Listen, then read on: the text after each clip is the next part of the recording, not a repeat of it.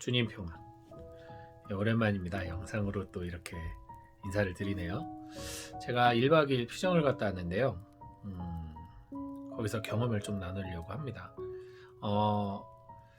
파견 미사 때 이제 외국 신부님이 오셔서 이제 미사를 하셨어요. 물론 한국에 좀 오래 계시긴 하셨는데 한국말을 잘 못하세요. 그러다 보니까 경문만 좀 이렇게 읽으시고 강론은 통역을 붙여서 하시고 하십니다.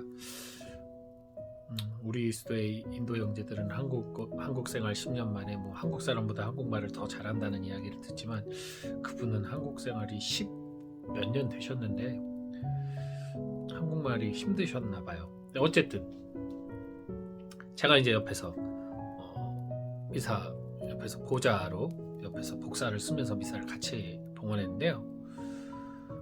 이제 미사예물이 있었어요. 그 피정하시는 분들의 미사예물이 있었는데 저는 이제 신부님 당연히 미사예물 미사 지향 읽으실 줄 알고 이렇게 펴놨죠. 근데 안 읽으시더라고요. 그런가 보다 하고 뭐 미사 중간에 이제 또 읽어주실까?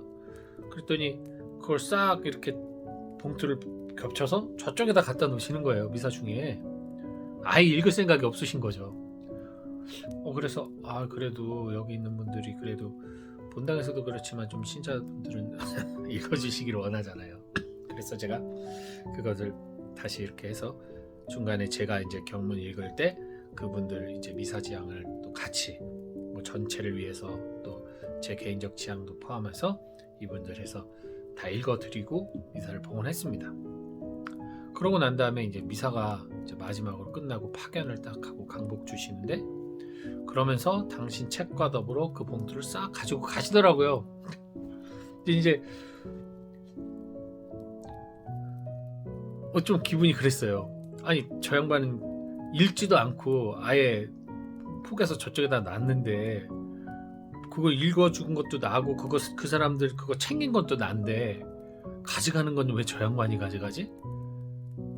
그런 좀 기분이 좀 좋지가 않더라고요. 근데 사실 원칙상 주례하는 사제가 미사예물 가져가는 게 뭐 맞죠, 합당한 거고. 근데 아무래도 이제 제가 그분이 휴가로 고향 갔다 오시고 나서 한국말을 더 못하시는지 이게 자꾸만 영어를 말하시고 중간에 저한테 이게 무슨 뭐라고 한국말을 하냐고 묻고 그러시면서 하셔가지고 제가 좀 오히려 제가 주례하는 것보다 더 힘들었거든요. 그래서 그런가 조금 좀 억울한 생각이 들더라고요. 그리고 또 하나는 그 전날 이제 전례가 있었어요. 뭐 이렇게 참회 전례 같은 게 있었고 참회 전례를 제가 이제 같이 동반을 한 후에 이제 저는 성사를 줬습니다. 어떤 외부에서 오신 신부님하고 둘이 이렇게 성사를 줬는데 좀 성사를 이제 피정이니까 좀 길게 줬어요. 그리고 저 같은 경우 어떤 몇 분은 너무 힘든 분들이 있으셔서 성사 시간이 길어졌어요. 그러다 보니까 뭐 예정된 시간보다 훨씬 넘어갔죠. 2시간 가까이 성사를 2시간을 줬는데 피정 온 사람 수의 절반이 더 넘게 저한테 들어오는 거예요. 제가 그렇게 오바되게 성사를 줬는데도 불구하고. 그래서 속으로 저 신부님도 성사를 참 길게 주시나 보다. 한 사람당 한 30분씩 성사를 주시나 보다. 고해성사를 그렇게 생각을 했죠. 그러고 나서 이제 나와서 그 신부님 성사 오래 주시나 봐요. 그랬더니 몸이 안 좋으시다고 1시간 하고 가셨다는 거예요. 근데 이제 뭐 좀 수고했다는 그런 이제 그 전례 성사 주신 거에 대한 이렇게 좀 약간의 그 거마비를 주거든요. 거마비를 저하고 이렇게 제 몫이라고 주시는데 이제 똑같은 거마비를 받은 거죠. 그것도 기분이 좀 안 좋은 거예요. 누구는 2시간 넘게 성사를 주고 했는데 몸 아프다고 간 사람하고 나하고 왜 똑같을까? 그런 생각이 들었는데 갑자기 그 복음 말씀이 딱 떠오르더라고요. 아침 일찍 온 사람 그리고 저녁에 일한 사람 똑같은 돈 받는 거.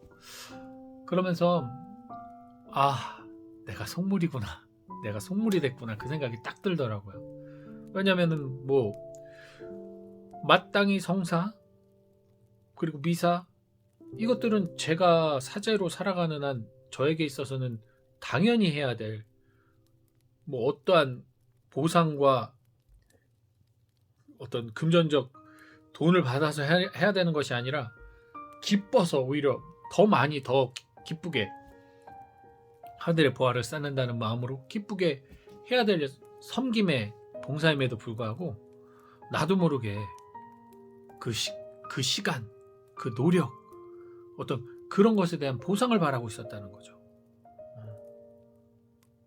그래서 나보다 덜 노력한 사람, 덜 봉사했다고 느끼는 사람에 대해서 못마땅하게 여긴 거죠. 못마땅하게.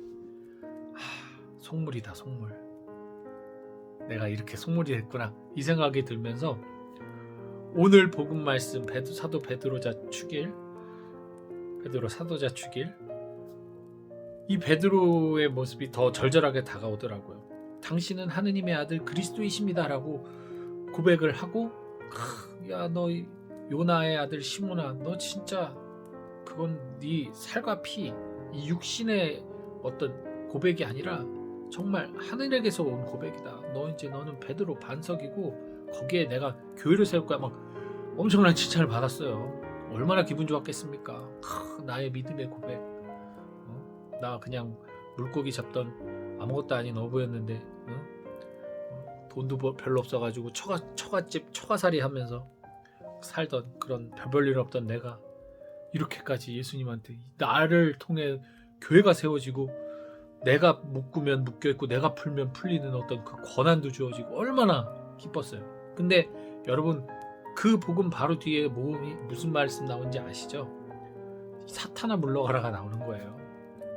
속물이었던 거죠. 그 영광을 세속적으로 판단하고 있었던 거잖아요. 그 영광에 머물고 싶고 그 영광을 계속 갖고 싶으니까 아이고 맙소사, 주님 그러면 안 됩니다. 죽으면 안 돼요. 당신이 있어야지. 당신이 내 백인데 당신 사라지면 난 어떻게 살아요? 속물이 된 거죠. 속물. 우리들은 그분을 반석으로 한 교회에 있습니다. 흔들바위 같은 베드로를 반석으로 우리가 있어요.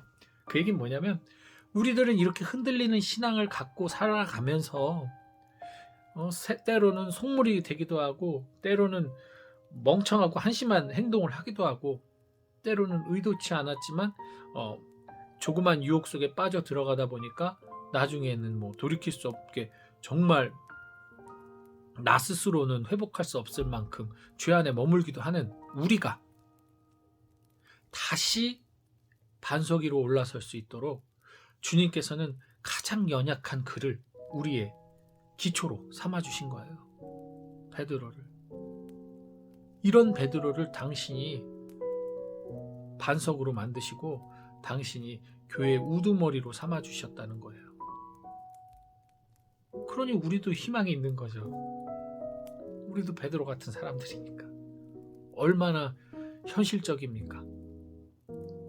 주님께서 정말 기도 열심히 하고 정말 거룩해가지고 죄 한 번 안 짓는 사람처럼 보이는, 살아있는 성인처럼 보이는 그런 일을 당신의 제자로 삼으셨으면 아마 우리 정말 힘들게 살았을 겁니다. 맨날 나 같은 놈이 무슨 주님을 믿겠다고, 나 같은 놈이 이럴 거예요. 이러면서 살았을 거예요. 베드로 같은 분을 우리가 우리의 반석으로 모셨기 때문에 우리가 기쁘게 살 수 있는 거예요. 감사하면서 살 수 있는 거고, 오늘도 축복받은 죄인으로 살 수 있는 거죠. 그래서 여러분들 정말 예수님의 그 놀라운 선택, 진짜 놀라운 선택이신 거죠. 선택에 진심으로 우리는 감사하고 기뻐해야 합니다. 우리들이 이 모양으로 살면서도 감히 하느님을 아버지라 고백하고 예수 그리스도를 우리의 주님, 벗으로 고백하면서 살아갈 수 있는 은총을 주신 것은 바로 죄인의 대표로 베드로를 우리의 반석으로 세웠기 때문이죠. 그것을 기억하시고 분명한 것은 주님은 죄인을 사랑하신다는 거예요. 왜? 우리가 죄인이기 때문에.